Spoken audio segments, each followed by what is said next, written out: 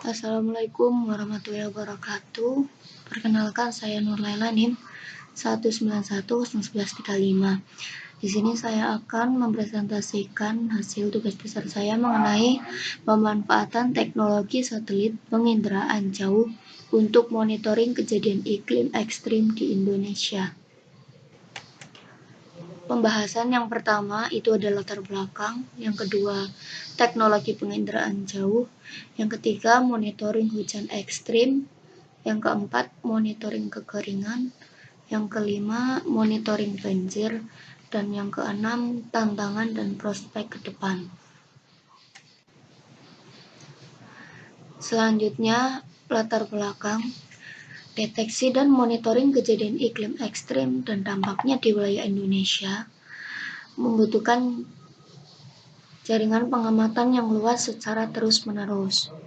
Sebagai negara maritim, iklim di Indonesia sangat dipengaruhi oleh dinamika atmosfer maupun dinamika lautan.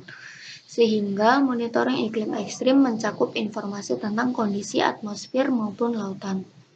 Satelit penginderaan jauh, khususnya satelit dengan misi observasi lingkungan dan cuaca, memiliki potensi yang sangat tinggi untuk menghasilkan data dan informasi yang diperlukan bagi monitoring iklim ekstrim di Indonesia. Teknologi penginderaan jauh merupakan cara untuk mengukur atau mengakuisisi data dari suatu objek atau wilayah dengan menggunakan alat yang tidak berkontak langsung dengan objek yang diteliti, atau singkatnya yaitu mengukur objek dari jarak jauh, misalnya diukur dari satelit, kapal, pesawat, dan lain sebagainya. Salah satu contoh teknologi penginderaan jauh adalah alat USG, satelit cuaca, dan satelit bumi.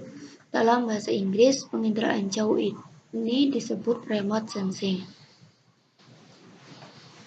Monitoring hujan ekstrim. Data berbagai satelit untuk misi meteorologi untuk estimasi dan prediksi curah hujan telah banyak digunakan.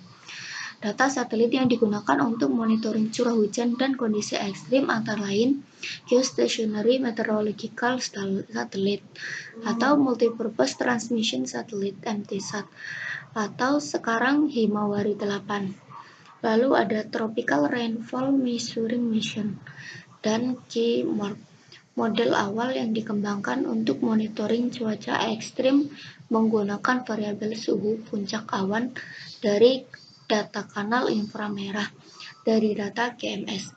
Dari model tersebut, kondisi cuaca ekstrim dapat dideteksi dari pergerakan awal penghasil hujan ekstrim yang berada di sepanjang zona Intertropical Convergence Zone. Ini ada monitoring hujan ekstrim.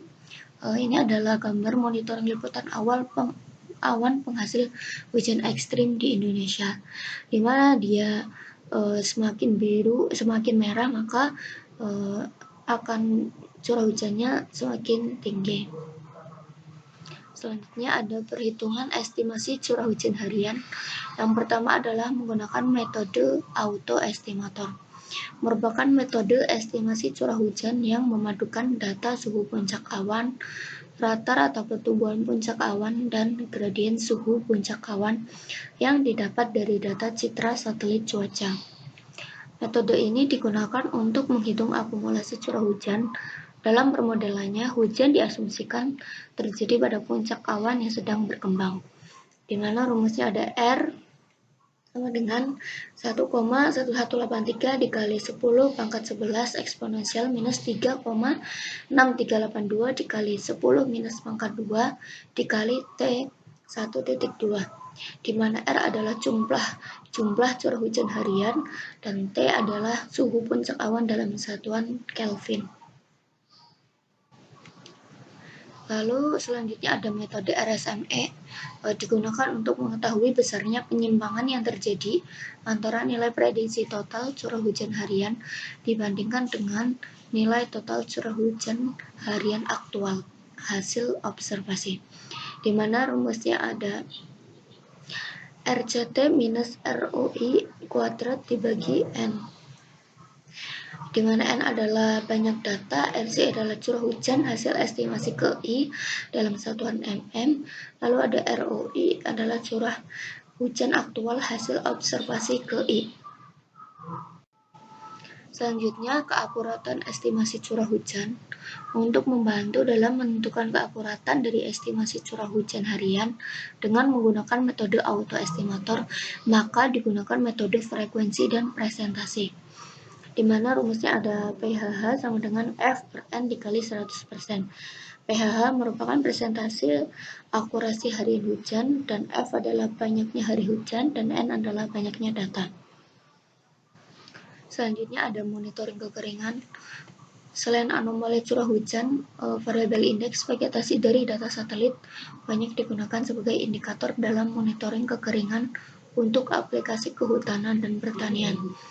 Variabel indeks vegetasi yang banyak digunakan adalah Normalized Difference Vegetation Index, yang diolah dari data reflektansi pada kanal tampak atau visible dan inframerah dekat. Meskipun demikian, ada beberapa indeks turunan lainnya yang dapat digunakan untuk monitoring kekeringan lahan pertanian, antara lain Environmental Vegetation Index, Vegetation Condition Index, Vegetation Health Index, Soil Brightness Index, Normalized Difference Soil Index, Normalized Difference Water Index. Selanjutnya, monitoring banjir. Monitoring cuaca dan iklim ekstrim yang berdampak terhadap banjir dapat dilakukan dengan menggunakan beberapa jenis data satelit, baik data resolusi rendah maupun resolusi menengah. Monitoring potensi banjir pada daerah lahan sawah dengan data MODIS dan TRMM memberikan hasil yang cukup baik, seperti yang telah diteliti di daerah Indramayu dan Jawa Barat. Metode yang diterapkan adalah dengan mengembangkan zonasi rawan banjir menggunakan variabel indeks vegetasi dari MODIS dan curah hujan harian TRMM. Saat ini, LAPAN telah mengembangkan sistem monitoring tingkat rawan banjir pada lahan sawah dan Pulau Jawa dan Bali untuk periode mingguan. Setiap monitoring menggunakan data TERA-MODIS dan TRMM yang dikombinasikan dengan informasi topografi dari data DEMS RTM 90M. Berikut disajikan informasi tingkat rawan banjir mingguan di Provinsi Banten dan Jawa Barat. Nah, di sini ada hasil dari monitoring mingguan rawan banjir di daerah Banten dan Jawa Barat, di mana semakin warnanya berwarna merah maka banjir dengan curah yang tinggi. Selanjutnya ada tantangan dan prospek ke depan. Tantangan ke depan dalam pemanfaatan data penginderaan jauh untuk antisipasi dampak iklim bagi pertanian di masa yang akan datang adalah sejalan dengan kemajuan teknologi penginderaan jauh, teknologi informasi, kecenderungan global, ketersediaan data penginderaan jauh yang melimpah, dan tuntutan kebutuhan informasi untuk iklim dan pertanian yang meningkat.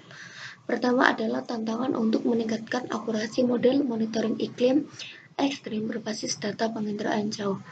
Meskipun ketelitian beberapa model yang dikemukakan dapat mencapai di atas 60%, namun skalanya masih setara dengan tingkat provinsi.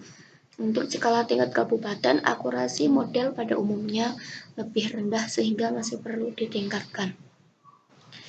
Kesimpulan, data penginderaan jauh resolusi rendah dan menengah dapat menghasilkan berbagai informasi spesial yang cukup akurat untuk sistem monitoring cuaca atau iklim ekstrim serta dampaknya terhadap kekeringan dan banjir di Indonesia. Model-model yang telah dihasilkan dari berbagai penelitian memberikan informasi status saat ini dan peluang peningkatan akurasi di masa yang akan datang. Berbagai variabel yang dihasilkan dari data penginderaan jauh resolusi rendah seperti MTSAT, Himawari, TRMM, dan KIMORP, AVHRR, dan MODIS memiliki akurasi yang memadai untuk monitoring pada level nasional hingga provinsi. Variabel suhu awan, laju curah hujan, indeks vegetasi dan turunannya, serta indeks lengas tanah dan turunannya terbukti cukup akurat untuk dijadikan parameter dalam monitoring. Sementara itu, untuk monitoring pada skala lokal, model-model yang dihasilkan dengan data resolusi menengah, seperti Landsat, ALOS, dan SPOT, dapat memberikan informasi tentang indeks vegetasi dan indeks lemas tanah yang lebih akurat secara spasial hingga level kabupaten. Namun, variabel yang diturunkan dari data resolusi menengah memiliki keterbatasan dalam resolusi temporal. Demikian yang dapat saya sampaikan, kurang lebihnya mohon maaf. Wassalamualaikum warahmatullahi wabarakatuh.